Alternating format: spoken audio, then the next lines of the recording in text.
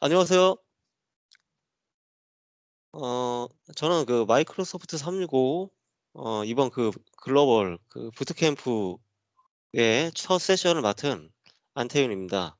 저는 그 마이크로소프트 365 관련한 어 익스체인지, 아웃룩, 팀즈에 관한 블로그와 페이스북 태윤점 커뮤니티 그리고 테크넷 포럼에서 활동을 하고 있습니다.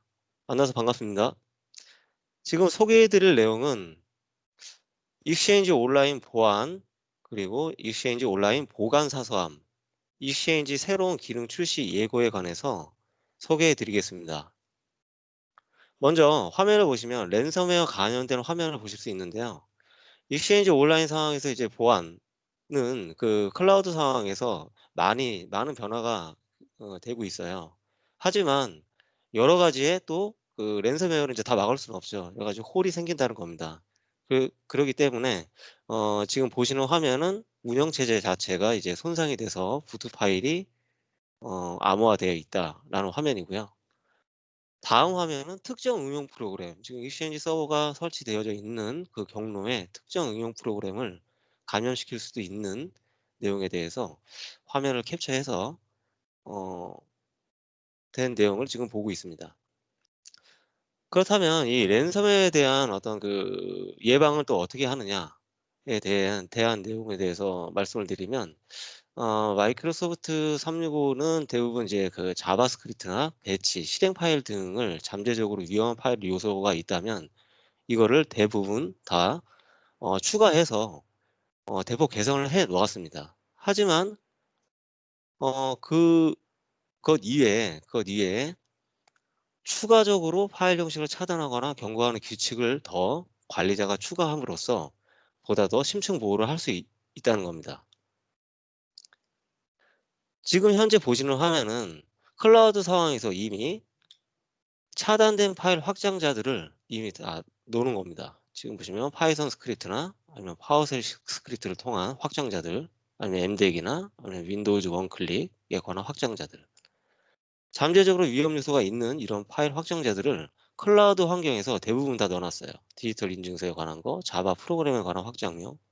또한 대부분의 경우 수년 동안 패치되었지만 알려지지 않는 그런 확장 부분들이 있어요. 근데 이런 부분들을 다 조사를 해가지고 MS에서는 이거를 다 클라우드 환경에 다 넣어놨습니다.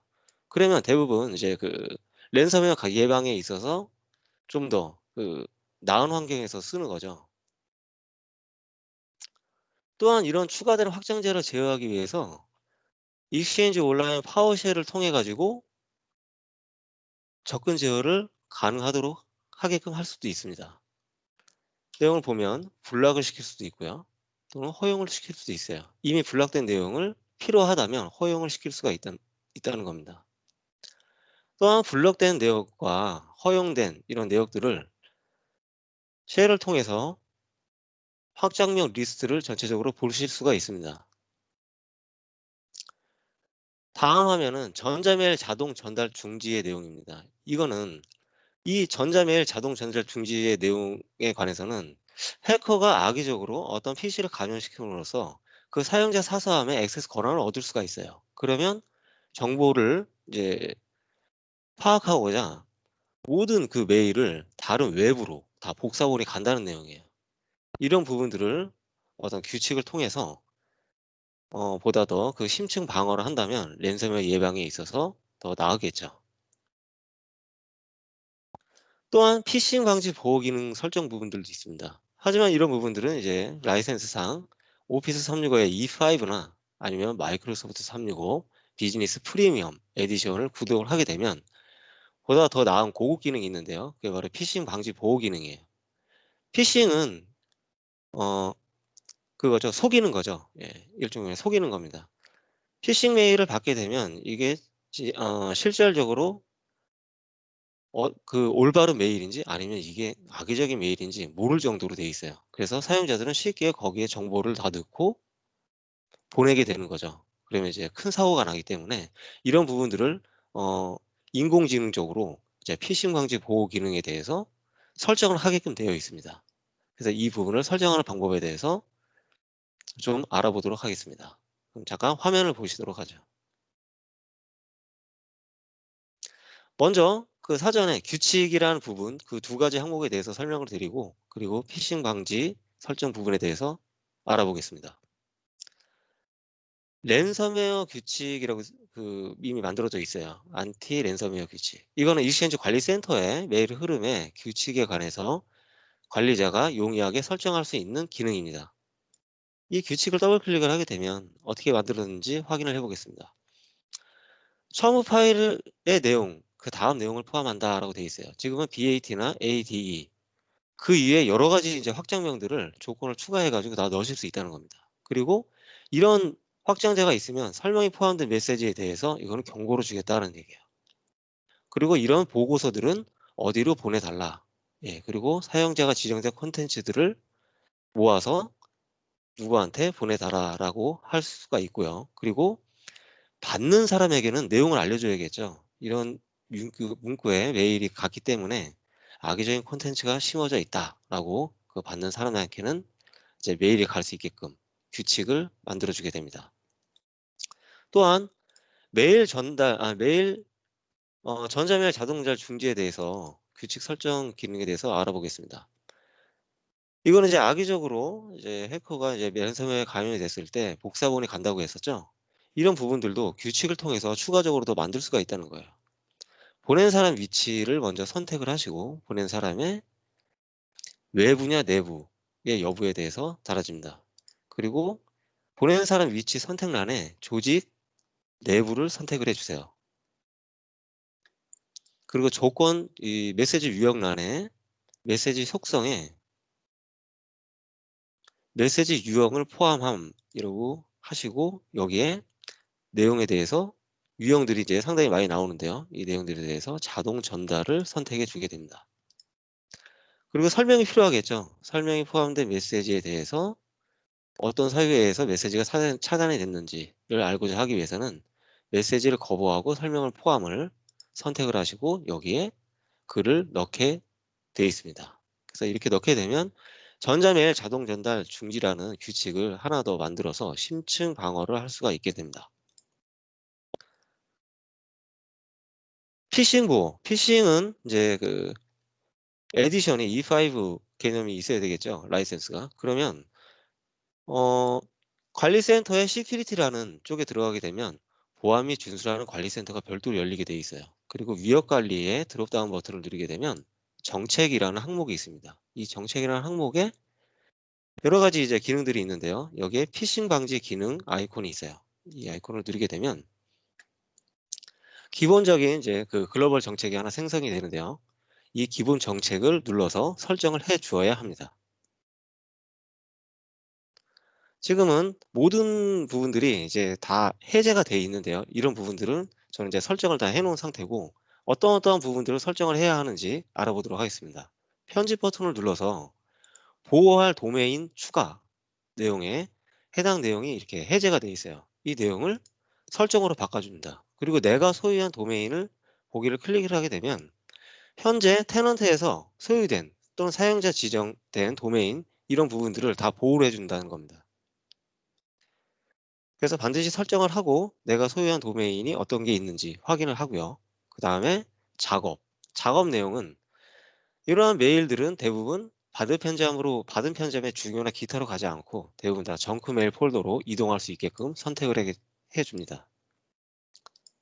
두 군데 다 사용자 위주 또는 도메인 위주를 다 정크 메일로 선택을 해 주시기 바랍니다. 사서함 인텔리전스의 기능, 이 기능이 가장 중요한 기능인데요. 이 기능은 대부분 이제 꺼져 있다는 거죠. 이 기능을 활성화함으로써 어떤 내용이 있냐면 위에 글을 잠깐 보시면 사서함 인텔리전트는 클라우드 기반 사용자의 전자메일 흐름 패턴을 분석해서 가장 자주 연락하는 어떤 이메일들을 다 확인을 해요. 그런 부분들을 확인하고 악의적인 어떤 이메일이 있다면 그런 거를 쉽게 이제 식별을 해서 그 공직자로부터 오는 것을 차단할 수 있게 해주는 기능입니다. 그래서 이 기능은 굉장히 좋은 기능이기 때문에 반드시 설정을 하시길 바랍니다. 그리고 신뢰할 수 있는 보낸 사람 및 도메인 추가 항목에는 자기 자신 도메인은 반드시 신뢰할 수 있어야 되기 때문에 넣어주셔야 돼요. 이걸 넣어주시고요.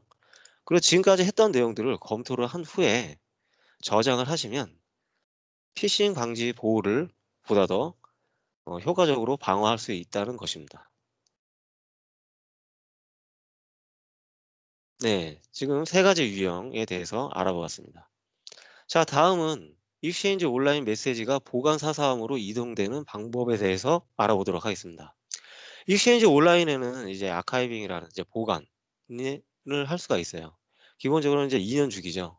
거기에 관한 사용자가 이 보관되는 이제 그 유형들이 있는데 거기에 되는 유형은 네 가지 형태로 되어져 있어요.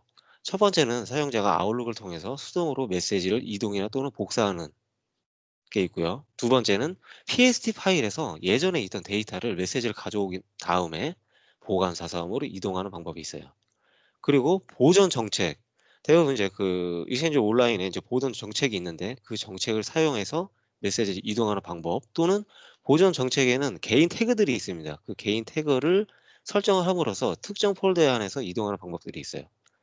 네 번째는 받은 편지한 규칙을 사용해서 메시지를 이동 또는 복사하는 방법에 대해서 소개하겠습니다. 첫 번째, 수동으로 메시지 이동하는 이동 또는 복사에 대한 내용입니다. 기본적으로 사용자가 이제 그 기본 사서함에 이제 보관 사서함을 메시지를 이동하는 방법들은 아웃룩을 통해서 가능합니다. 또한 보관 사서함은 다음과 같이 표현이 돼요. 아웃룩에서는 온라인 보관함, 아웃룩 웹 앱에서는 원본 위치 보관으로 표시가 됩니다. 그래서 이 부분을 잘 확인해서 보관 사서함을 열어주시길 바랍니다. PST 파일에서 메시지 가져오는 방법에 대해서 설명하겠습니다.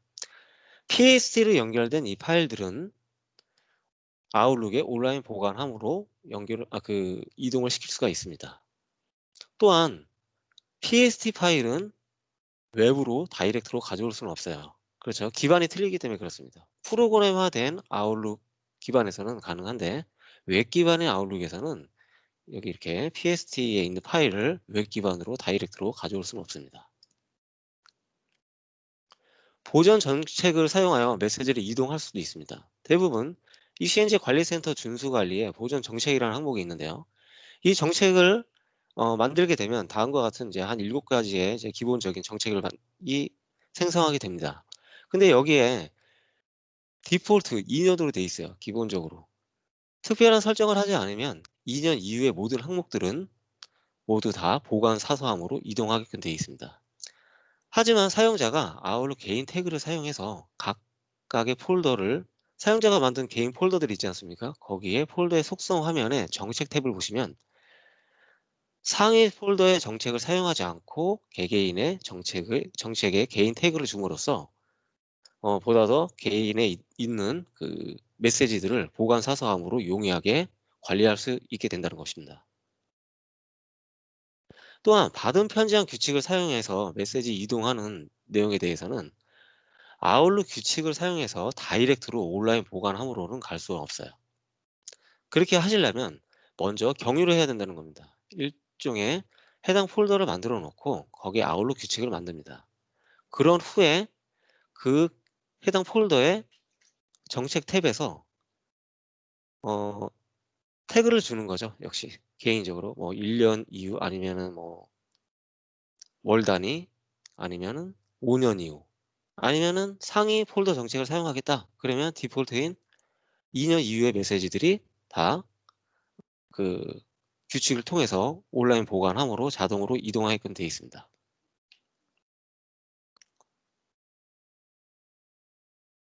다음 내용은 기본적으로 이제 만들어진 보존 정책에 포함된 보관 정책에 관한 내용들입니다. 해당 내용들을 보시면 원슬리부터 시작해서 위클리, 연도, 아니면 기본적인 2년에 대한 그 보관 사서를 이동하는 방법, 영구적으로 지우는 방법, 아니면 개인 그 사서함에 1년 단위, 5년 단위 이런 형태대로 어, 기본적으로 이런 그 MRM 정책이라는 게 만들어져 있습니다. 거기에 관한 세부적인 설명이고요. 개인으로 돼 있다는 얘기는 개인 태그에 개인 사용자가 자유롭게 이제 1년 후에 보관하느냐 아니면 5년 후에 보관함으로 이동하느냐. 현재적으로 이제 그 받은 편점에서 쓰고자 하는 그 기준이 글로벌 정책으로 2년으로 되어 있다면 다른 특정한 폴더들은 5년 후에 나는 이동하기를 원한다 하는 사용자분들이 있습니다. 예, 그런 부분들에 한해서 그런 이제 보안 정책의 이름들이 주어지고요. 거기에 관한 세부 설명들이 되어져 있어요. 자, 다음은 익스체인지 새로운 기능 출시에 관한 예고에 관해서 공지사항 형태로 제가 설명을 드릴 건데요. 익스체인지 서버의 다음 버전이 나올까라는 게 계속 의문이 되고 있더라고요. 예, 다음 버전은 지속될 것으로 예고되고 있습니다.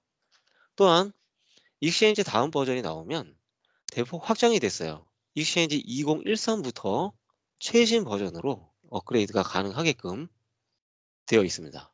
또한 익스체인지 버전을 업그레이드하고자 하면 대부분 추가적인 머신이 필요하게 됐었는데요. 이제는 인플레이스 업그레이드가 가능하게 됐어요. 익스체인지 2019 최신 메이저 업데이트 버전이면 해당 머신에 익스체인지 다음 버전을 이렇게 그 인플레이스 업그레이드가 가능하도록 되어 있습니다. 또한 익스체인지 서버 계산기를 활용한 스펙 산정이 툴로 나와 있어요. 이건 그전에 없던 내용인데요. 익스체인지 스펙 산정하기 상당히 어려웠을 겁니다. 예, 그리고 버전이 올라가면 올라갈수록 가장 많이 쓰는 게 메모리였어요. 이제 메모리 산정을 해야 되는 부분들이 있었는데 항상 공고사항을 따랐죠. 이런 부분들을 산정하기 위해서 별도의 계산기를 내놨습니다. 예, 그래서 내놓은 계산기를 활용함으로써 CPU의 코어 수나 메모리 아니면 디스크의 용량 그런 부분들을 잘 산정할 수가 있게 되었습니다. 익스체인지 온라인 관리센터 그러면 항상 이제 많이 들어가셨는데 이제 새로운 뉴 익스체인지 관리센터가 생겼어요. 생긴 지는 한 1년 정도 됐는데요. 그럼으로써 이제 예전 모드는 이제 클래식 모드라고 하죠. 지금 보시면 클래식 익스체인지 관리센터로 바뀌게 되고요. 그러면서 토글이 생겼어요. 예, 스위치 전환이라는 클래식 모드에서 관리를 하고 있다가 새로운 환경으로 바로 버튼을 클릭해서 모던 환경으로 바로 볼 수 있게끔 토글이 생겼다는 겁니다. 이거에 대한 공지가 있었고요. 익스체인지 온라인 매니지먼트라는 부분이 이제 파워쉘 부분인데요. 익스체인지 온라인 매니지먼트의 버전 2, 모듈 버전 2라는 게 나왔습니다. 근데 이 파워쉘 부분들은 대부분 윈도우 베이스의 그 기반으로 다 돼 있어요. 근데 이번에는 리눅스 머신에서도 익스체인지 온라인 파워쉘 모듈을 띄울 수가 있게 되었습니다. 버전은 지금 보시는 바와 같이 2.0.4. 프리뷰 2 버전을 지원을 합니다. 리눅스 버전에서는. 그리고 인스톨 방법은 다음과 같이 이렇게 명령줄을 통해서 진행을 하게 되면 리눅스 환경에서도 익스체인지 쉘을 띄울 수가 있다는 겁니다. 이것도 희소식이죠. 테넌트가 달라요. 테넌트가 다르면 당연히 방이 틀리기 때문에 모든 걸 다 수작업으로 진행을 했어야 됐었습니다. 특히나 이제 익스체인지 온라인 상황에 있는 사서함들은 수작업을 다 했어야 됐어요. 근데 이번에 마이크로소프트 365에서 다른 테넌트로 메일박스를 마이그레이션 지원하는 기능이 새로 생겼습니다. 하지만 이제 초기 버전이기 때문에 대부분 이제 타겟 테넌트와 이제 소스 테넌트로 이제 구분되어져 있고 사전 준비 사항들이 대부분 다 스크립트화되어 있어요. 이제 이런 스크립트는 MS에서 제공되어져 있는 표준화된 스크립트를 활용하게 되는데요.